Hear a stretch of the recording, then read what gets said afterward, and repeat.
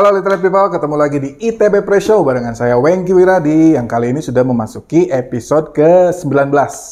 Kalau nggak salah ya, karena agak lupa-lupa inget. Kali ini spesial karena di sebelah saya udah ada seorang penulis yang sekarang sudah jadi harus mau disebut penulis karena udah ada karyanya nih. Yang karyanya sudah ada di depan kita nih, Literate People. Tapi sebelum berbincang banyak dengan beliau, buat kalian yang pertama kali nih menyaksikan ITB Pre-Show, ITB Pre-Show merupakan sebuah platform yang dibuat oleh ITB Press sebagai sarana untuk menyebarluaskan literasi di ranah digital. Jadi kita pengen literasi itu nggak hanya di textbook atau di buku saja gitu. Jadi kita pengen literasi balik lagi ke asal katanya literate yang bisa diartikan dengan kata melek gitu ya. Jadi kita pengen apa yang kita obrolkan di sini bisa membuat literate people di rumah jadi melek akan banyak hal nih. Termasuk yang kali ini akan kita bahas tentang buku Misteri Mimpi. Ini akan banyak banget literasi di sini. Karena ada psikologi, budaya, dan macam-macam lah pokoknya. Oke deh, langsung saja. Kita udah kedatangan Ibu Evelyn Desiana. Ibu, apa kabar? Baik. Terima kasih udah diundang ke ITB Press ini Sama-sama. untuk bicarakan tentang buku saya. Oke. Jangan Ibu deh, Mbak aja deh. Iya. Kalau Ibu katanya tua. Nah, sebelum kita membahas bukunya, saya mau mengucapkan terima kasih buat Mbak Evelyn karena sudah menganggap saya masih muda. Tapi memang masih muda sih. Kalau belum 40 sih masih muda lah ya. Masih muda ya, masih jauh. Nggak kelihatan anak dua katanya. Oke Mbak, langsung aja kayaknya ya. Pengen diceritain dong latar belakang profesi Mbak Evelyn sebelum akhirnya memutuskan untuk merilis buku ini. Ada korelasi seperti apa nih Mbak? Dari profesi yang Mbak jalani sampai akhirnya merilis buku ini gitu. Oke, jadi ceritanya tuh saya, teman-teman saya tuh banyak yang psikolog. Oke. Saya sendiri boleh dibilang konselor. Nah kemudian pada saat saya berbincang-bincang dengan mentor saya, Pak Bunjahar Bunangin, yang memang seorang psikolog senior, beliau, kita lagi berbincang-bincang sih, metode apa, tentang banyak sekali metode-metode yang dipakai dengan dalam psikologi untuk mengungkapkan trauma dan masalah-masalah issues yang dihadapi oleh manusia lah. Gitu. Kemudian sebelumnya juga saya mesti bilang bahwa saya ini sedang ngambil kuliah lagi S1 psikologi di Universitas Jayabaya. Karena memang saya tertarik sekali dengan dunia psikologi. Ya. Menarik banget gitu memperhatikan tentang karakter manusia itu bagi saya sangat menarik. Nah kemudian satu hari Pak Bunce bilang gini, kenapa kamu nggak nulis buku tentang mimpi? Toh selama ini memang sebelum-sebelumnya itu saya sering banget terima sesi formal atau informal ya, entah itu teman, entah itu benar klien minta dianalisa mimpinya gitu. Jadi memang saya kagum gitu dengan mimpi. Jadi kalau buku saya ini tulisannya Misteri Mimpi karena memang mimpi itu merupakan misteri. Sesuatu yang di luar nalar kita gitu kan. Kenapa sih kok bisa mimpi dihubungkan dengan budaya gitu. Jadi saya mikir, oh iya ya. Jadi setelah saya mempelajari teorinya psikoanalitik Freud dan Carl Jung, itu saya menemukan bahwa oh ternyata manusia itu dibentuk oleh latar belakang budaya, tradisi, agama, nilai-nilai dan moral dan kehidupan sehari-hari itu memang dari situ gitu. Jadi semua ini melatar belakangi mimpi-mimpi kita. Gitu. Jadi kalau kita mau cari arti mimpi ini bukan berdasarkan 1001 tafsir mimpi gitu ya. Bukan dari ahli nujum ya. Bukan. Makanya saya tulis di bawah kan judul kecil Perspektif Psikologi dan Budaya. Karena memang secara psikologi itu bisa dijelaskan. Kalau kita pakai teori psikoanalitik ya, psikoanalitik Carl Jung terutama yang meneliti mimpi. Bagi saya ya, mimpi itu bisa merupakan pintu masuk yang lebih mudah untuk mengetahui apa sih yang tersimpan di bawah sadar kita. Karena mimpi itu kan merupakan pesan dari alam bawah sadar. Selama ini kan kita selalu bilang, mimpi itu bunga tidur. Ya kan? Kebetulan aja. Kebetulan gitu. Terus udah gitu, itu mah nggak ada artinya lah. Atau kalau kita lagi mimpi, nomor misalnya, dipasangin tuh. Banyak loh yang suka ngomong gitu. Kalau saya mimpinya nomor, ya itu dipasangin togel gitu kan. Kalau mimpi togel gimana? Itu sebenarnya merupakan simbol-simbol dari alam bawah sadar kita. Nah, simbol-simbol itu kita lihat dari mana? Nah, itu tadi dari latar belakang kita sendiri. Kebanyakan tuh mimpi jatuh, mimpi dikejar, mimpi terbang, mimpi apa lagi? Mimpi mantan, tuh banyak banget tuh yang mimpi mantan. Jadi, kebanyakan juga ada yang mimpi orang tua, mimpi sekolah. Itu banyak juga tuh yang kembali lagi ke sekolahnya gitu. Sebenarnya itu semua merupakan simbol-simbol dari diri kita. Jadi, misalnya mimpi ular nih, untuk Pak Wengki sama untuk saya, itu pasti beda. Belum tentu sama. Kalau misalnya Pak Wengki nggak takut sama ular dan saya takut sama ular, itu pasti beda tuh. Lah, kenapa bisa Pak Wengki mestinya nggak takut sama ular, tapi dalam mimpi kok jadi takut. Gitu. Nah, tapi itu kan menarik ya Mbak, ketika kita menganalisa atau tanda kutip menafsirkan mimpi, itu kan banyak perspektif ya. Ada dari budaya, ada dari agama, dan macam-macam gitu. Nah, itu sampai akhirnya bisa disimpulkan soal latar belakang atau trauma-trauma tertentu itu dilihat dari perspektif seperti apa Mbak? Satu persatu ditanya dengan terhadap si pemimpi. Ini arti simbol ini misalnya kayak tadi ular ya. Kalau menurut Pak Wengki ular itu pada saat Pak Wengki ngeliat ular itu apa emosinya? Kalau misalnya bilang takut saya, tapi dalam kehidupan nyata misalnya Pak Wengki nggak takut sama ular ya biasa aja gitu, bukan berani juga atau gimana, tapi biasa aja netral. Tapi kok dalam mimpi itu saya takut. Nah misalnya saya yang misalnya takut sama ular gitu kan, dalam mimpi saya malah nantangin ular gitu kan, itu ada sesuatu yang nggak masuk di akal, yang berbeda dari kenyataan sehari-hari gitu kan. Terus juga kalau mimpi banjir, kalau kita normal logikanya kalau ada banjir datang kita lari dong, banjir bandang nih misalnya kita bilang, tapi ini kita malah nyamperin gitu banjirnya kan nggak masuk akal. Nah kayak gitu-gitu, jadi kan merupakan simbol. Mimpi ularnya ingetin Pak Wengki akan apa? Asosiasi. Itu ada. Itu dari zaman dulu psikologi itu udah ada asosiasi. Tapi soal mitos-mitos Mbak, misalnya kayak misalnya mimpi banjir katanya mau dapat rezeki banyak. Terus misalnya, mohon maaf, kalau misalnya mimpi buang air gitu ya, itu tandanya sial. Iya, mau keluar uang. Nah gitu. Itu dijelasin di buku ini atau beda cara kita perspektifnya atau gimana? Saya di buku ini ada menjelaskan tentang mimpi pakai baju pengantin. Pernah dengar kan? Iya. Kalau mimpi pakai baju pengantin, berumur hati-hati loh, mau meninggal. Mau meninggal, berumur pendek katanya. Nah, kebetulan di psikologi perkembangan, itu kan ada tahapan-tahapan tuh. Ada tahapan anak-anak, ada tahapan remaja, dewasa awal, dewasa tengah, sama dewasa akhir. Nah, pada saat mimpi pengantin, kita kan berarti peralihan dari, hitung deh kalau kita tuh umur dewasa dini itu kan sekitar 18 tahun ya. 18 sampai 20-an lah ya. 20-an gitu. Nah, 18 tahun itu kan berarti anak remaja ini memasuki dewasa dini. Berarti kan peran yang dimainkan, masing-masing periode itu punya peran dan tugasnya masing-masing kan. Nah, pada saat dia memasuki lulus SMA deh misalnya, masuk kuliah nih, berarti kan perannya udah mulai beda nih sebagai anak kuliah. Yang setelah itu diharapkan nikah, punya keluarga, itu kan udah pasti gitu kan. Kemudian cari kerja. Nah itu semua merupakan peran yang berubah dari remaja menjadi dewasa muda. Berarti yang peran remaja ini kan mati dong boleh dibilang quote and quote.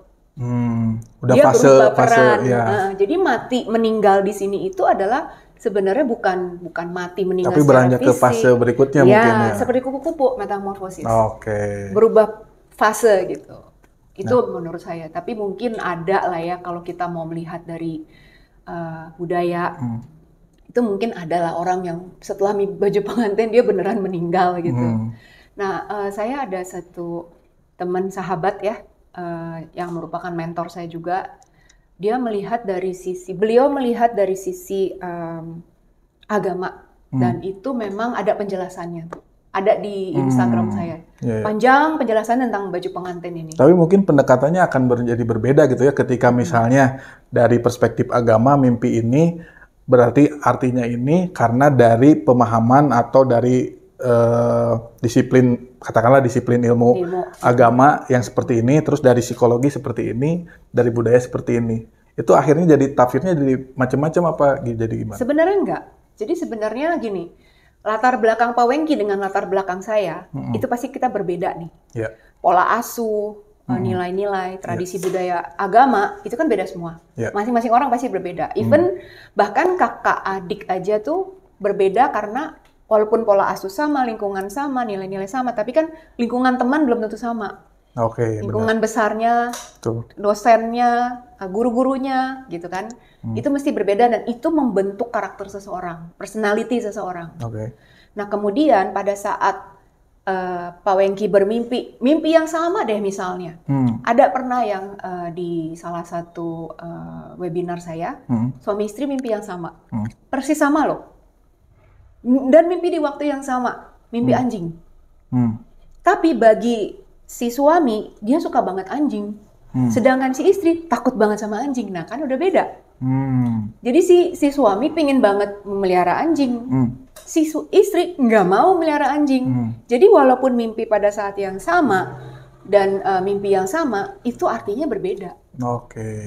Gitu. Jadi nggak bisa kayak matematika ya, 2 tambah 2 jadi 4. Nggak bisa. Ular untuk Pak Wengki dan ular untuk saya pasti berbeda. Gitu. Nah menarik juga ketika Mbak Evelyn ngebahas soal mimpi yang berulang, itu dilatari karena trauma masa lalu gitu ya. Nah itu gimana tuh Mbak Evelyn menjelaskan itu?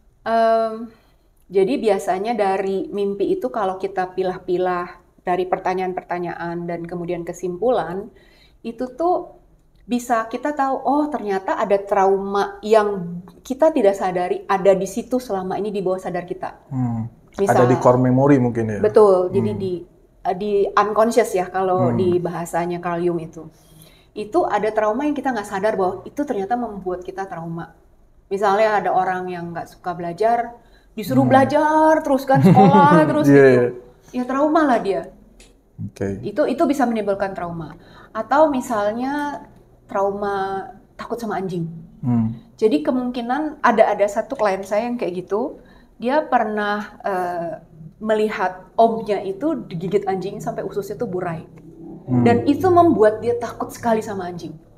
Setelah dia mimpi anjing, dan dalam kehidupan memang dia takut anjing, setelah disadari dan dirilis ya, itu dia sekarang udah gak takut anjing lagi. Nah kayak gitu, itu fungsinya bisa sampai seperti itu.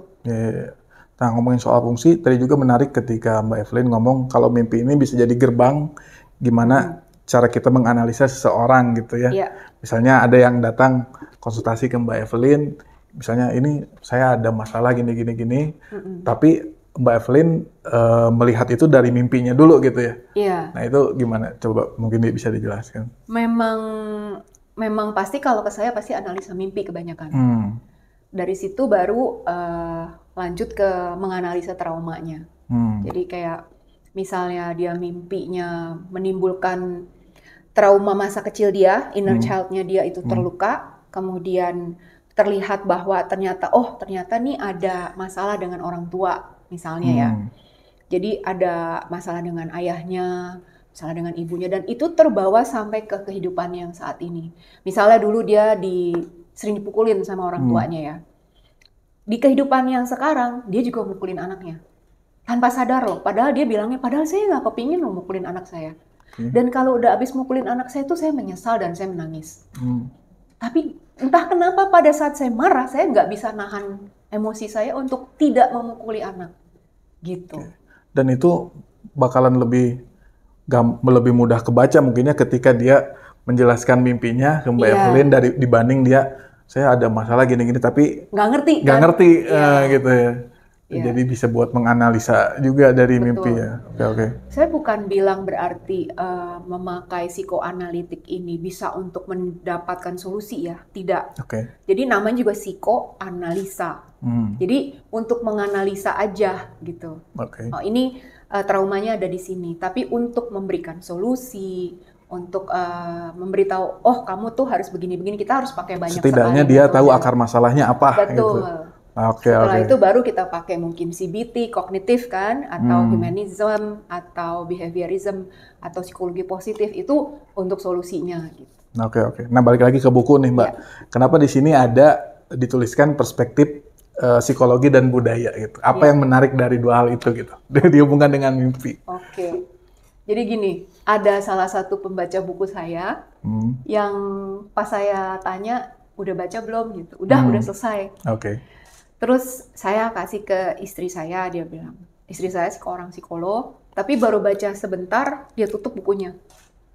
Dia bilang, aduh nggak kuat deh bacanya. Kenapa? Bukunya agak mistik-mistik gitu. Saya bilang, mistik di mana ya? Karena kan setengah buku saya isinya teori gitu kan. Ternyata mistiknya itu adalah dari contoh-contoh kasus. Contoh kasus saya itu ada dari beberapa suku dan agama.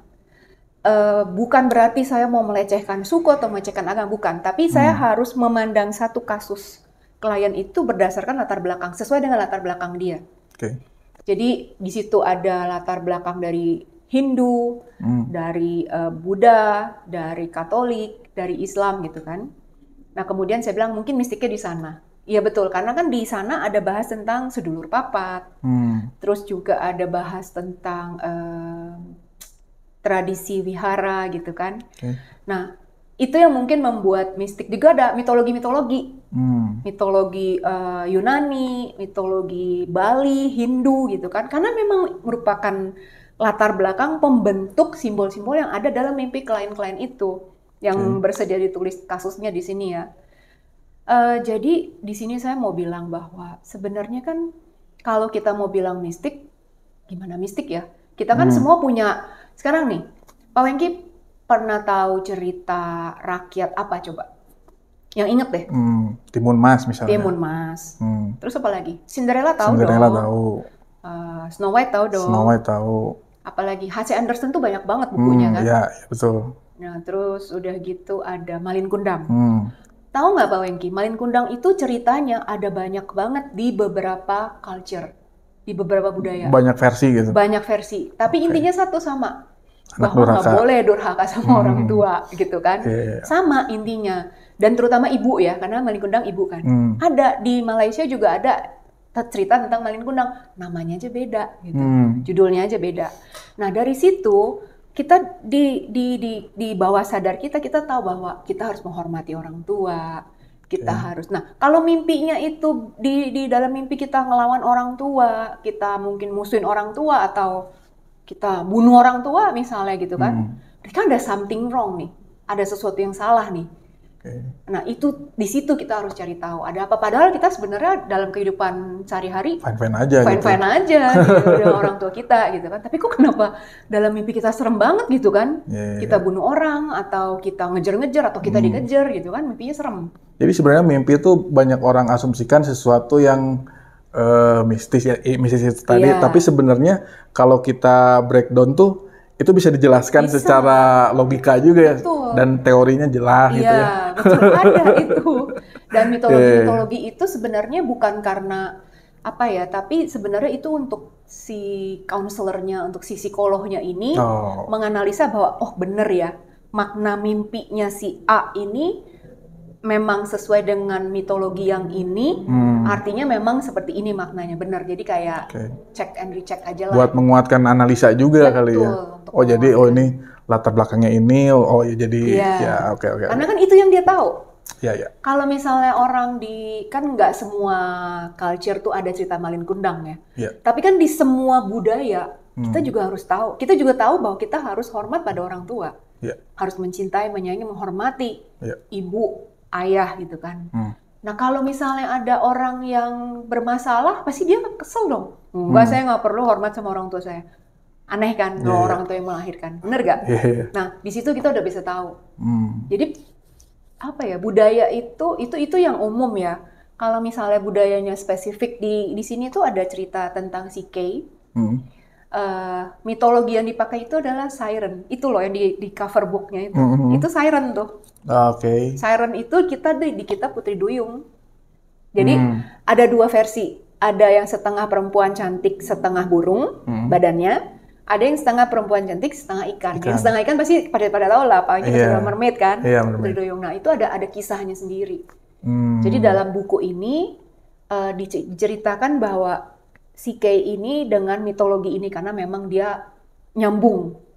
Dan memang itu untuk menguatkan bahwa oh iya benar. Makna mimpinya Kay yang berulang-ulang itu walaupun berbeda-beda, ternyata maknanya sama, intinya sama. Jadi itu akan selalu berbanding lurus gitu ya, dari mulai pendekatan budaya, psikologi, sampai akhirnya kita menyimpulkan, oh ini hasil analisanya seperti ini gitu. Betul. Oke. Terus ada apa lagi nih Mbak, kalau boleh dibocorkan di bukunya nih isinya? Tadi kan udah kita bahas soal perspektif pendekatan ke budaya dan psikologi gitu. Ada ini, latar belakang, terus udah gitu ada perjalanan sejarah tentang makna mimpi. Wah dari zaman dulu tuh, Mesopotamia, Akkadian, terus Mesir terutama. Itu tuh sampai ada batu yang namanya stele. Itu mimpi tuh diukir loh, dicatat diukir. Dan zaman dulu itu kan orang pada, ternyata setelah saya baca literatur segitu banyak ya, ternyata tuh memang ada mimpi-mimpi yang kadang orang suka sampai tidur di gua, di hutan, untuk apa? Untuk nyari mimpi. Iya, kalau dia lagi perlu mengambil keputusan tertentu, itu tuh sampai perlu nyari mimpi gitu, si pendetanya. Zaman dulu kan dibilangnya shaman tuh, high priest gitu kan, raja, ratu gitu. Tuh ada tuh di dalam. Dan bahkan kalau dari cerita-cerita zaman dulu gitu ya, seorang raja tuh biasanya punya tuh penasehat mimpi gitu ya. Ya itu. Ya kayak Nebukadnezar. Ya ada di situ semuanya. Ada perjalanan sejarahnya. Menarik. Nah, Mbak Evelyn sendiri dari kapan nih akhirnya mulai punya ketertarikan dengan dunia mimpi? Menganalisa mimpi-mimpi ini. Sudah 3 tahun ini mungkin. Triggernya apa dulu, Mbak? Triggernya mimpi sendiri. Nah, bisa diceritain nggak? Mimpi apa sampai akhirnya tertarik buat menganalisa mimpi? Saya itu apa ya? Mimpi saya itu berulang selama 3 tahun. 3 tahun? 3 tahun. Sama terus mimpinya? Sama persis. Kebetulan sama persis. Gitu, mimpinya sama persis. Tapi saya sendiri nggak ngerti artinya apa gitu kan. Nah, pada saat saya bertanya gitu kan, cari-cari tahu sama mentor-mentor yang ngerti, ternyata bukan seperti yang saya pikirin gitu. Artinya kan biasa gini, mimpi saya mimpi ular. Jadi kalau orang bilang, kalau mimpi ular itu mau dapet jodoh loh. Ya kan, kalau digigit ular langsung nikah gitu kan. Ya kan, sama gitu. Tapi pada saat saya mimpi ular itu, saya udah nikah. Udah nikah, baru nikah lagi. Nah kan ya nggak mungkin dong, mau dapet jodoh lagi. Masa saya sampai bingung gitu. Kenapa ya? Dan itu berulang 3 tahun.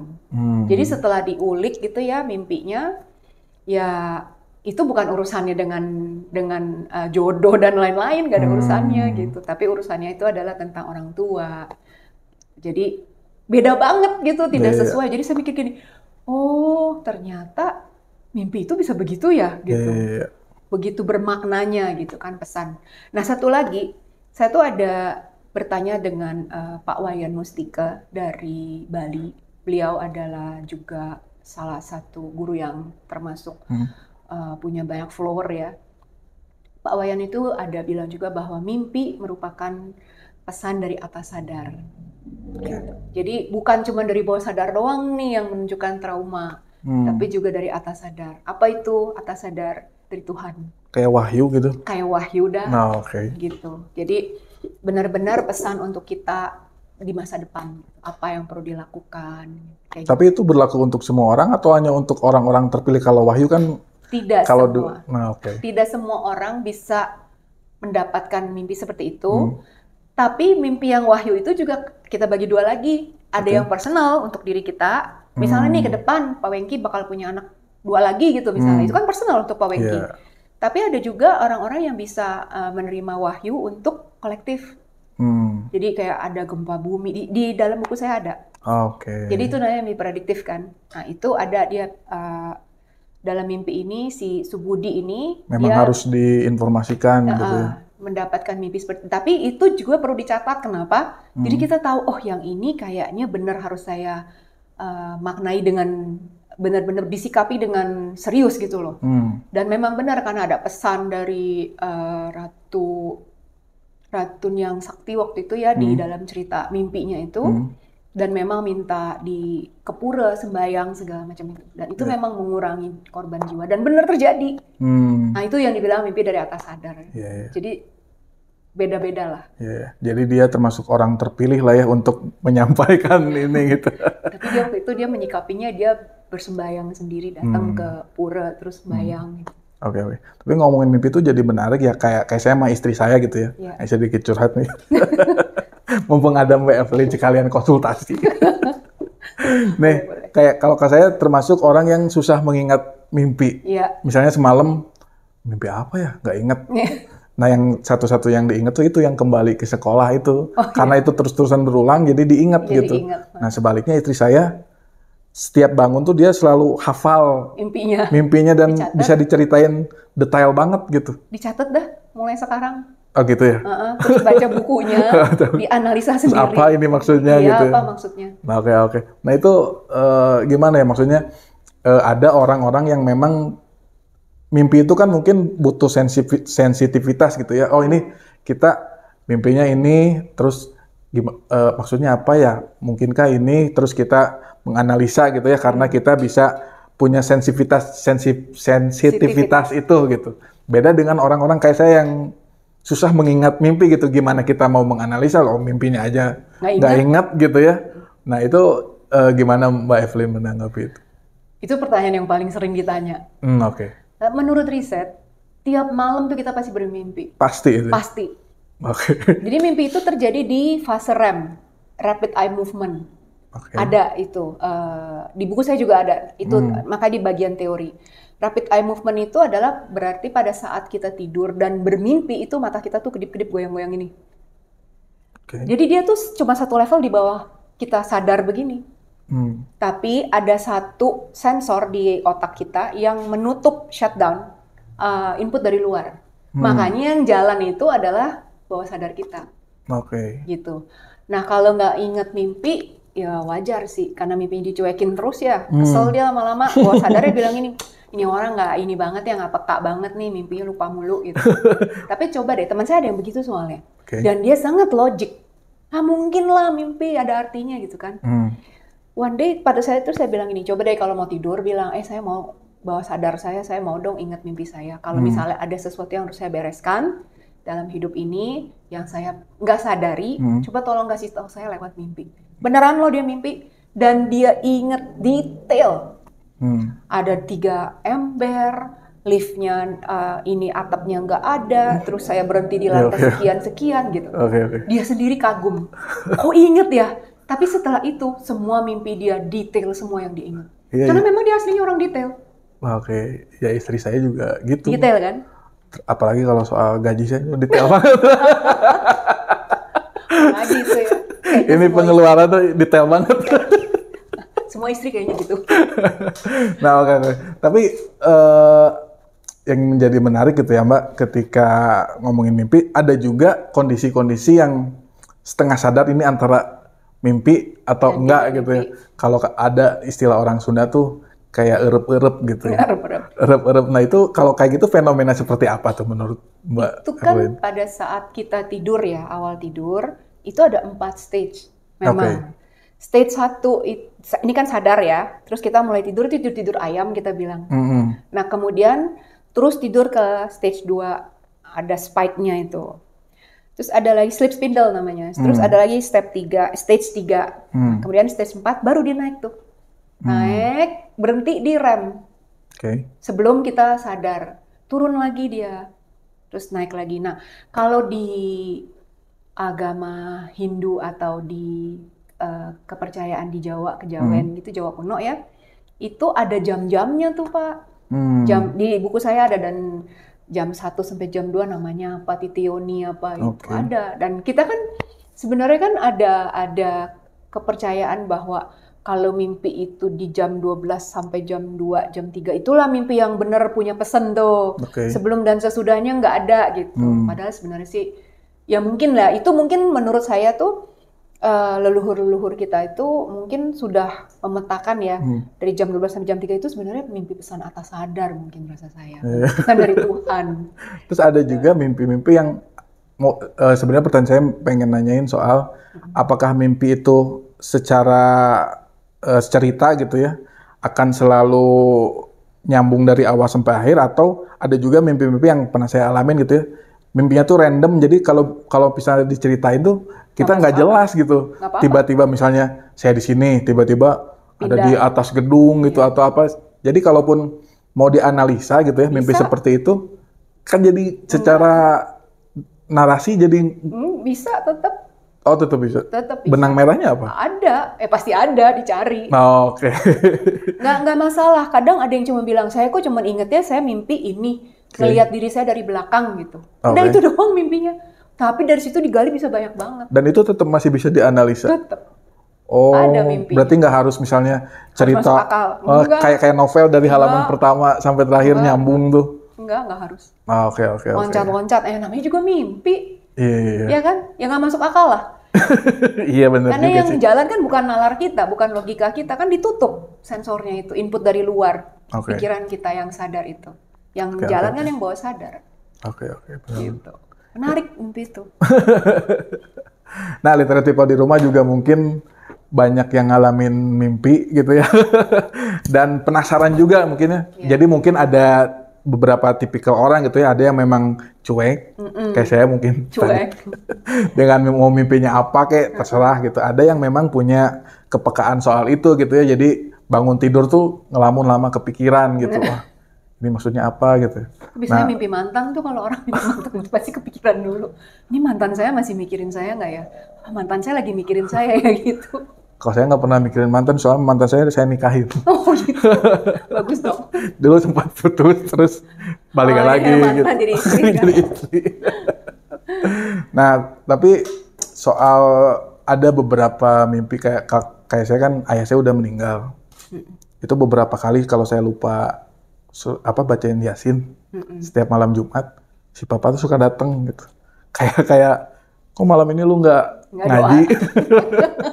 Kayak gitu. Terus katanya kalau misalnya ada orang yang udah meninggal terus ngajakin ayo ikut, terus kita ikut, kitanya juga ikut meninggal jalan, gitu. Kan? Terus kalau kitanya nolak ya berarti kita nggak ikut meninggal. Nah, itu kayak gitu dilihat menurut Mbak Evelyn gitu ya. Dilihat dari perspektif apa? Akhirnya ada orang yang menyimpulkan kalau mimpi seperti itu tuh berarti artinya ini gitu. Itu harus diulik lebih jauh ke masing-masing orang ya. Karena kan beda-beda nih, untuk Pak Wengki beda, untuk saya beda pasti. Oke, balik lagi kayak tadi. Balik lagi. Ya. Tapi yang mimpi tadi kalau misalnya orang sudah meninggal, itu kebanyakan memang ya.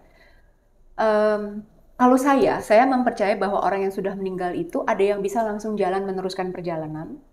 Atau ada orang yang ada di dunia antara. Kenapa ada orang di dunia antara? Itu roh maksudnya.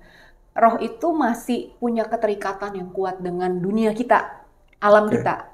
Kenapa? Misalnya yang meninggal si bapak, terus dia mikirin, aduh saya meninggal, istri sama anak saya makan apa? Gitu. Itu kan kemelekatan kuat sekali ya terhadap keluarga. Atau misalnya yang meninggal, terus dia, kalau kita kan bilang ya kalau orang meninggal nggak boleh ditangisin gitu. Nanti narikin kakinya, nggak bisa jalan, nah itu mungkin. Jadi dia mikirin terus, aduh istri saya atau suami saya nggak bisa meneruskan hidup gitu karena saya tinggal. Nah itu dia mempunyai kemelekatan. Akhirnya dia ada di dunia antara, nggak bisa jalan. Itu salah satunya. Itu ada di buku teman saya, sahabat saya, yang membahas tentang roh. Kirain ada di film Koko. Nggak. Ada kan? Ada di buku. Sahabat saya menulis buku. Judulnya Mati Tidak Berarti Pergi oleh Mas Herwiratno. Baca deh bukunya. Cuman kalau yang takut ya, baca buku itu takut katanya, padahal saya bilang justru bagus malah kalau takut sama yang kalau kita berasa diikutin roh gitu, kalau baca buku itu malah jadi nggak takut. Gitu. Itu satu. Nah kemudian tadi kalau misalnya bapaknya Pak Wengki, ayahnya udah meninggal, terus kalau lupa di sembayangin, ngajiin Yasin, terus dicariin. Itu sebenarnya apa sih? Sebenarnya dia pengen didoain mungkin. Bukan. Mau Pak Wengki rajin sholat, rajin sembayang sebenarnya. Bener. Mungkin mah ayahnya udah enak-enak di dunia sana, udah melanjutkan perjalanan gitu, tapi karena perasaan bersalah balik lagi nih, tradisi agama budaya kan, kalau saya nggak sholat, kalau saya nggak sembayang, ada perasaan yang kayak ada utang gitu kan, bener gak sih? Bener. Ya berarti selama ini coba figurnya ayah itu adalah figur yang seperti itu, bukannya selalu mengingatkan tentang agama, tentang sholat, yang sangat rajin sholat, mungkin beliau seperti itu. Ya betul. Nah itu simbol udah. Ya kan? Iya. Jadi memang ya benar kata Mbak Evelyn tadi ya, itu dilihat dari latar belakangnya juga gitu ya. Itu akan selalu berbanding lurus dengan nanti analisanya seperti apa gitu ya. Tadi saya cuma nebak-nebak aja sih. Pastinya nggak boleh. Oke deh Mbak, ngobrolin buku lagi nih Mbak. Masih penasaran, tadi kan udah banyak hal yang dibahas gitu ya. Iya. Di sini ada bagaimana cara menganalisis mimpi. Iya. Saya tuh bikin buku itu ya. Tujuannya supaya kalau misalnya Pak Wengki baca gitu, belajarin tentang cara-caranya kan ada tuh. Nggak usah saya lagi, nggak usah nyari saya melulu gitu loh. Jadi di sini udah dijelaskan. Udah dijelasin. Semua. Oke. Gitu. Oh ya, di sini juga ada step-stepnya mitologi kan. Hindu, mitologi Mesir. Ya, itu yang bikin buku saya mistis. Oke. Nah ini maksudnya apa nih? Arketip, imajinasi aktif, itu mesti dibaca dah. Itu teori. Itu adalah teorinya psikoanalitik. Oke. Nah, Literate People di rumah, untuk yang penasaran nih dari tadi yang kita bahas soal misteri mimpi, perspektif psikologi dan budaya, bisa langsung ke www.itbpress.id. Udah bisa di order di sana, Mbak. Oke, mungkin kita udah masuk sesi terakhir nih, udah nggak kerasa berapa menit, Cid? Wah, udah 30. Nggak biasa. Mungkin terakhir nih, Mbak Evelyn, ada yang mau disampaikan soal buku ini dan apapun lah, silakan dikasih waktu. Kalau misalnya ada yang tertarik mengenai mimpi-mimpinya selama ini, terutama yang mimpinya sudah berulang, coba tolong dibeli bukunya. Bukan janjian dengan saya untuk sesi konsultasi, tapi dibaca dulu.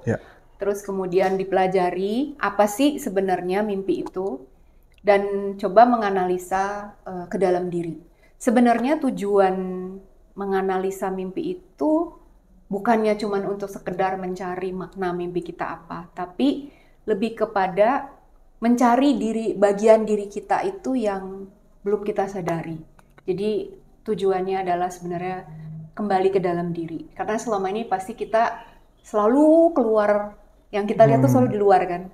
Kita lupa mencari diri kita sendiri gitu loh. Apa sih diri kita sendiri itu seperti apa? Pak Wengki kenal nggak diri Pak Wengki? Pasti Pak Wengki lebih kenal diri istri. Benar. Anak. Nah, itu tujuannya kita menganalisa mimpi, untuk mengenal diri sendiri lebih baik. Supaya diri kita itu utuh. Yang kita tahu di dunia alam sadar dan di alam tidak sadar. Karena alam tidak sadar ini justru yang lebih besar kekuatannya. Gitu. Jadi setelah kembali ke dalam diri, kita lebih mengenal diri sendiri, nah itu akan memperbaiki hubungan kita dengan orang lain. Terutama dengan orang-orang terdekat kita ya. Gitu. Dan itu teori doang gampang. Prakteknya mah susah. Ibaratnya kita harus selesai dulu dengan diri kita sendiri gitu ya. Betul. Sebelum kita mau ngulik orang lain gitu. Iya, jangan kepo, makanya apa sih orang pengen tahu gitu. Diri sendirilah dilihat. Orang tua itu selalu bilang kalau nunjuk orang itu 4 itu nunjuk ke diri kita balik loh. Iya benar. Ya, jadi harus mengenal diri sendiri dulu gitu. Iya, ini bener. salah satu caranya. Nggak saya bilang ini satu-satunya cara, tapi ini salah satu cara. Iya. Jadi untuk Literate People di rumah jangan salah sangka ya, ini bukan buku primbon, bukan. Tapi ini mimpi dalam konteks ini lebih ke gerbang menuju kita mengenali diri kita sendiri. Oke, literate people, sekali lagi ya, seperti yang saya bilang tadi, kalau mau mendapatkan buku ini bisa di www.itbpress.id atau bisa juga dicek di Instagram itbpress.store atau bisa juga melalui Instagram Mbak Evelyn. Ya, Instagramnya apa? Evelyn.Desiana. Evelyn.Desiana. Oke deh. Terima kasih sekali lagi Mbak Evelyn. Terima kasih untuk Pak Wengki. Waktunya. Terima kasih. Mohon maaf apabila ada kurang-kurangnya. Literate people di rumah yang ingin membeli buku tadi di website, selain itu bisa juga membeli produk merchandise ITB Press yang lainnya. Seperti ini Mbak, ada kemeja, ada topi. Langsung bisa dibeli di website juga, atau bisa langsung datang ke ITB Press Store di Jalan Ganesha nomor 15E, Gedung STP ITB. Jadi jangan salah, jangan masuk ke kampus ITB ya, karena ini udah beda nih gedungnya. Dan nyarinya juga gampang, karena gedungnya kayaknya paling gede di jalan ini deh. Jadi gampang nyarinya gitu. Oke lah, sekali lagi terima kasih Mbak Evelyn. Terima kasih untuk literate people di rumah yang menyaksikan. Sampai ketemu lagi di ITB Press Show selanjutnya.